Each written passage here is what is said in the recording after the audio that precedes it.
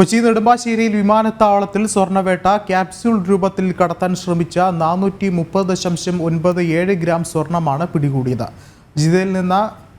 ജിദ്ദയിൽ നിന്നും കൊച്ചിയിലെത്തിച്ച മലപ്പുറം സ്വദേശി സിറാജുദ്ദീനിൽ നിന്നാണ് സ്വർണം പിടികൂടിയിട്ടുള്ളത്. കൂടുതൽ വിവരങ്ങളുമായി ബീന റാണി ഒരിക്കൽ കൂടി ചേർന്നുണ്ട്. ബീന, എപ്പോഴായിരുന്നു സംഭവം ഉണ്ടായത്? നെടുമ്പാശ്ശേരി അന്താരാഷ്ട്ര വിമാനത്താവളത്തിൽ ഇന്നാണ്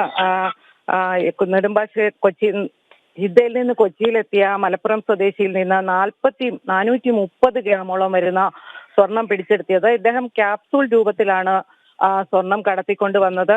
ഏതാണ്ട് 28 ലക്ഷത്തോളം രൂപ വില വരുന്ന സ്വർണമാണ് ഇത്തരത്തിൽ പിടിച്ചെടുത്തിട്ടുള്ളത്. 2 ഗുളികകളിലായാണ് ഈ സ്വർണം ഇയാൾ കടത്താൻ ശ്രമിച്ചത്. എന്തായാലും ഇതുമായി ബന്ധപ്പെട്ട കൂടുതൽ അന്വേഷണങ്ങൾ നടന്നു വരികയാണ്. ജിദ്ദയിൽ നിന്ന് കൊച്ചിയിലേക്ക് വരികയായിരുന്ന ഒരു വിമാനത്തിൽ നിന്നാണ് മലപ്പുറം സ്വദേശി സിറാജുദ്ദീനിൽ നിന്ന് ഇത്രയും സ്വർണം കണ്ടെടുത്തത്.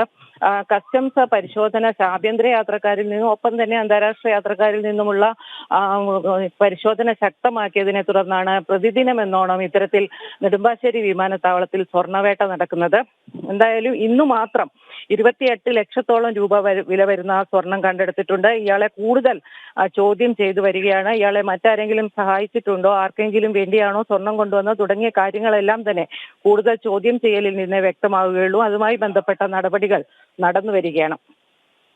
വ്യക്തമാണ്. ബീന റാണിയാണ് കൊച്ചിയിൽ നിന്നും വിശദമായ റിപ്പോർട്ടുകൾ പങ്കുവച്ചത്.